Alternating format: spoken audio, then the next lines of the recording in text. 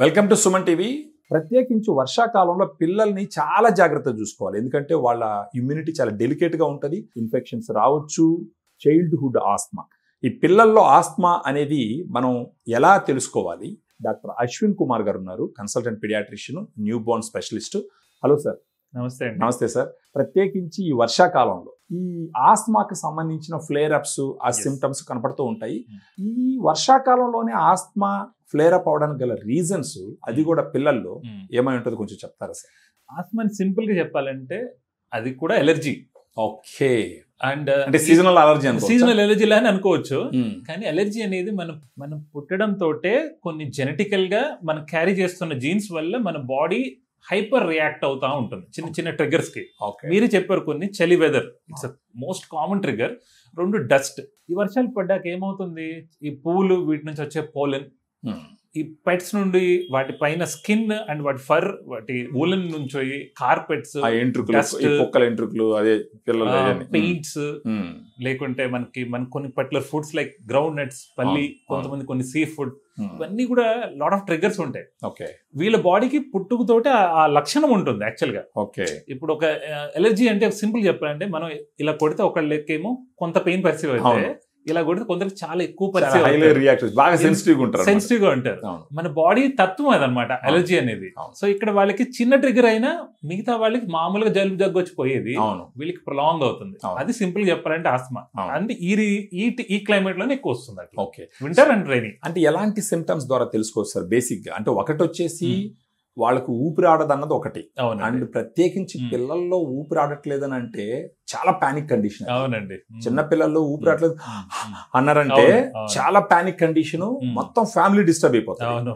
దాంతో పాటు వేరే వేరే సిమ్టమ్స్ ఏమై ఉండొచ్చు సార్ దీంట్లో? యాక్చువల్ గా ఆస్మల్ సిమ్టమ్స్ ఏంటంటే నాక్టర్నల్ కాఫ్. నాక్టర్నల్ అంటే రాత్రిపూట వచ్చే దగ్గు. మొదలయ్యేది దగ్గుతోటి, ఆయాసం వరకు వచ్చిందంటే ఆల్రెడీ సివియర్ ఫామ్ లో ఉన్నట్టు. కానీ మనం అన్ఫార్చునేట్లీ ఆయాసం వరకు వెయిట్ చేసి డాక్టర్ దగ్గరికి వస్తాం. అలా కాకుండా నైట్ కాఫ్, పగలంతా హుషారుగా యాక్టివ్గా ఉంటూ ఏ జ్వరం లేకుండా ఆడుకుంటూ ఉండే పిల్లవాడు రాత్రి అయ్యేసరికి విపరీతంగా ఎందుకు దగ్గుతున్నాడు అనేది మనకి ట్రిగ్గర్ అవ్వాలి. That is the first sign when you need to consult a doctor. Because రాత్రిపూట చలి వెదర్కి ఏమవుతుందంటే మన లంగ్ ఎయిర్ వేస్ కుచించుకుపోతాయి, ఎయిర్ లోపలికి వెళ్లే ఇంటేక్ తగ్గిపోతుంది. సో దానివల్ల వాడు దగ్గి దాన్ని ఓపెన్ అప్ చేసుకొని అప్పుడు ఫ్రీగా నిద్రపోవాలి. ఇచ్చే రిఫ్లెక్షన్ అన్నమాట అది. ఎగ్జాక్ట్లీ. సో ఇప్పుడు దీన్ని గుర్తించినప్పుడు ఇమ్మీడియట్ గా పిల్లల్ని డాక్టర్ దగ్గరకు తీసుకొస్తే అంటే దీనికి క్యూరా లేకపోతే మేనేజ్మెంట్ ఏనా sir? To be frank, childhood wheezing అని మాత్రం అనాలి, ఆస్మా కూడా అనకూడదు. వెరీ స్ట్రాంగ్ ఫ్యామిలీ హిస్టరీ ఉంది, వాళ్ళ తల్లిదండ్రులకి లేదా నియర్ గా ఉన్న రిలేషన్ లో అలర్జీ ఉంది అనుకోండి, వాళ్ళు 10 years దాటిన తర్వాత కూడా దీని నుంచి బయటపడలేరు, అప్పుడే ఆస్మా అంటాం. లేదు అంటే 90% ఆఫ్ ద కిడ్స్ ఏమవుతుంది, జనరల్లీ 7 years వచ్చేసరికి ఈ సీజనల్ గా ప్రతిసారి ఎఫెక్ట్ అవుతున్నా కూడా they get better out grow. Very ఒక 10% వాళ్ళు ఎప్పటికీ అలానే ఉండిపోతారు, లైఫ్ లాంగ్ ఉండిపోవాల్సి ఉంటుంది. కొంచెం ఎర్లీగా అటెండ్ అయినప్పుడు ఏమవుతుందంటే, మనం చక్కగా ట్రీట్మెంట్ చేసుకోగలిగితే with simple nebulisations and allergy medication తోటి వాళ్ళ గ్రోత్ తో పాటు లంగ్ గ్రోత్ కూడా బెటర్ గా అవుతుంది. కాబట్టి దే మైట్ అవుట్ గ్రో. కానీ అశ్రద్ధ చేసినప్పుడు ఏమవుతుంది, వాళ్ళ గ్రోత్ హ్యాంపర్ అవుతూ ఉంటుంది, లంగ్ కూడా సరిగా గ్రో కాలేదంటే ఆ డెవలప్మెంట్ లో వచ్చే లోపం వాళ్ళు పర్మనెంట్ గా ఆస్మాటిక్ లాగా ఉండిపోవడానికి. అంటే మీరు చెప్పిన పాయింట్ నాకు అర్థమైంది ఏంటంటే సార్, ఈ చిన్న వయసులో వచ్చినప్పుడు అశ్రద్ధ చేయకుండా మీ దగ్గరికి తీసుకొస్తే అప్పుడే సరైన ట్రీట్మెంట్ ఇస్తే, ఒకవేళ వాళ్ళ బాడీకి జీవితాంతం దాన్ని ఓవర్కమ్ చేసే క్యాపబిలిటీ లేకపోయినప్పటికీ అర్లీగా గాన అటెండ్ అయితే, ఒక వయసు వచ్చిన తర్వాత లైఫ్ లో ఎప్పుడు ఆస్మా లేకుండా ఉండేదానికి కూడా అవకాశం ఉంది అని అంటారు మీరు? కొంత అవకాశం ఉంది, కానీ ఇది మాత్రమే కంప్లీట్ కాదు. ఎందుకంటే మనం ట్రిగ్గర్స్ నుంచి అవాయిడ్ చేసుకోగలగాలి. అది ఎలాగో మేనేజ్ చేసుకుంటాం. కొన్ని ఫ్లూ వ్యాక్సిన్స్ ఎవ్రీ ఇయర్ ఇస్తే కొంచెం ఇమ్యూనిటీ పెంచుకోవచ్చు. అండ్ ఎవరికైతే జలుబు దగ్గు ఫ్రీక్వెంట్ గా వచ్చే పిల్లల దగ్గర నుంచి కొంచెం దూరం ఉండగలిగితే, కొంచెం హ్యాండ్ హైజీన్ అండ్ వేడి వెదర్ లో ఉండడం, కొంచెం ఆవిరి పెట్టుకోవడం, హాట్ వాటర్ గాగల్ చేయడం, ఇలాంటివి చేయడం వల్ల మన సఫరింగ్ తగ్గింది అనుకోండి. ఎర్లీ చైల్డ్హుడ్ నుంచి మన లంగ్ బెటర్ గా గ్రో అవుతుంది. కాబట్టి వాళ్ళు అవుట్ గ్రో అయిపోయే ఛాన్సెస్ ఎక్కువ.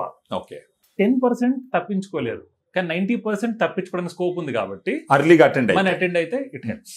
పిల్లల్లో ఈ ఆస్మా రిలేటెడ్ సిమ్టమ్స్ ఉన్నప్పుడు, ప్రత్యేకించి నైట్ టైం దగ్గుతూ ఉండడము, డే అంతా యాక్టివ్ ఉండడము, సో ఏదన్నా ఒక ట్రిగ్గర్స్ వాళ్ళ దగ్గరకు వచ్చినప్పుడు వాళ్ళకి కొన్ని అన్యూజువల్ గా ఇలాంటి సిమ్టమ్స్ కనపడడం, వాళ్ళని తీసుకొస్తే ట్రీట్మెంట్ చేస్తేనే భవిష్యత్తుకి ఎంతో మేలు అని అంటారు. డెఫినెట్ గా ట్రీట్మెంట్ లో కూడా చాలా మంది అపోహలు కూడా ఉన్నాయి. ఇది ఒక మాట నేను చెప్తాను. ఆత్మ వచ్చిందంటే మా వాడి ఇన్హేలర్ మీద పెట్టేస్తే వాడికి ఎప్పటికి ఇన్హేలర్ వచ్చేస్తుంది, లేదంటే నెబులేషన్ లో పెడితే కంటిన్యూస్ గా అది ప్రమాదం వాడికి. ఎవరో ఒకరు అడ్వైస్ ఇచ్చే వాళ్ళు ఉంటారు. ఇది సోషల్ ట్యాబు, అలా ఏం ఉండదండి. యాక్చువల్ గా నెబులేషన్ ఈజ్ వెరీ సేఫ్. ఇన్హేలర్ ఇచ్చాము అంటే ఆ కుర్రవాడికి అది అవసరం పడింది కాబట్టి ఇచ్చాము. యాక్చువల్గా ఇది ఇచ్చిన తర్వాత వాడి బాడీ అలవాటు పడిపోయి ఎప్పటికీ ఇన్హేలర్ మీద ఉన్నట్టు కాదు. కానీ ఇలా అనుకుంటారు సార్. ఇప్పుడు ఏంటంటే ఒకసారి మీరు ఇన్హేలర్ ఇచ్చినారనుకోండి, ఇక్కడ అండర్స్టాండింగ్ ఎలా ఉంటుందంటే ఇప్పుడే వాడడం మొదలు పెడితే జీవితాంతం వాడాలా, వాడి జీవితాంతం దీన్ని భరిస్తాడు, వద్దు అనుకుంటారు వీళ్ళు. దానివల్ల డిలే చేస్తారా, అది మోర్ కాంప్లికేషన్ వస్తుంది. ఇంకా వీళ్ళు ఏదైతే వద్దు అనుకుంటారో అదే పాటించాల్సి వస్తుంది. యాక్చువల్గా వచ్చిన వాళ్ళందరికీ ఇన్హేలర్ పెట్టమండి, వచ్చిన వాళ్ళందరికీ నెబులైజర్ పెట్టాం. యాక్చువల్గా ఆ సివియారిటీ మనం అసెస్ చేసుకోగలిగితే ఇనిషియల్ సిరప్స్ ఇస్తాం, ట్రిగర్స్ ని దూరం ఉండమంటాం, ఫ్రీక్వెంట్ వ్యాక్సినేషన్ అది చేసుకోమని చెప్తాం. ఒక లెవెల్ దాటిన తర్వాత కాన్స్టెంట్ నేను చెప్పాను ఇందాక నాక్టర్నల్ కఫ్ కంటిన్యూస్ గా దగ్గు వస్తుంది, దగ్గి వాడు వాంతి చేసుకుంటాడు, నెక్స్ట్ లెవెల్లో ఆయాసం మొదలవుతుంది. సో ఈ స్టేజ్ కంటే ముందే మనం simple syrups and nebulisation which is safe. Nebulisation again I'm saying it is safe. Okay, doctor చెప్పిన విధంగా వాడుకుంటే it is very very safe. Okay, ఈ లెవెల్ దాటిపోతారు కొంతమంది unfortunately because of the strong family tendency ఉండడం, వాళ్ళు జెనెటికల్ గా వాళ్ళ body తత్వమే హైపర్ రియాక్ట్ అయ్యే వాళ్ళు ఉంటారు కాబట్టి వాళ్ళకి ఇన్హేలర్ కూడా పెడతాం. కానీ వాళ్ళకు కూడా కంట్రోల్ రిలీవ్ అని 2 రకాల మెడిసిన్స్ ఉంటాయి.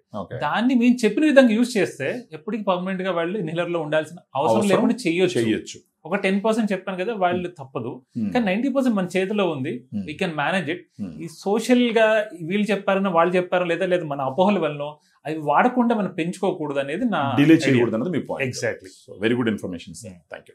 వర్షాకాలంలో ప్రత్యేకించి మనం పిల్లల్ని గమనిస్తూ ఉండాలా. రాత్రిపూట వాళ్ళకి కంటిన్యూస్గా దగ్గు వస్తూ ఉంది, పొగలంతా యాక్టివ్గా ఉన్నారు, ఇంకా వేరే విషయాలకి వాళ్ళు ట్రిగర్స్ కనపడుతున్నాయి, ఆస్మా రిలేటెడ్ సిమ్టమ్స్ మీకు కనిపిస్తున్నాయంటే దయచేసి అశ్రద్ధ చేయొద్దని చెప్పేసి డాక్టర్ గారు చెప్తున్నారు. ఎందుకంటే ఈ ఇన్ఫర్మేషన్ సీరియస్గా తీసుకొని మీ ఇళ్లలో ఎవరైనా పిల్లలు ఇదే విధంగా కానీ సఫర్ అవుతూ ఉంటే ఇమ్మీడియట్గా డాక్టర్ దగ్గర తీసుకొచ్చేసి మీరు సరైన ట్రీట్మెంట్ తీసుకోవడం వల్ల వాళ్ళ భవిష్యత్తుకి మీరు ఆస్తి ఇస్తారో ఎవరో తెలియదు కానీ వాళ్ళకి ఆరోగ్యకరమైనటువంటి ఒక భవిష్యత్తు ఇచ్చేదానికి అన్ని రకాల అవకాశాలు ఉన్నాయని చెప్పేసి డాక్టర్ గారు చెప్తున్నారు.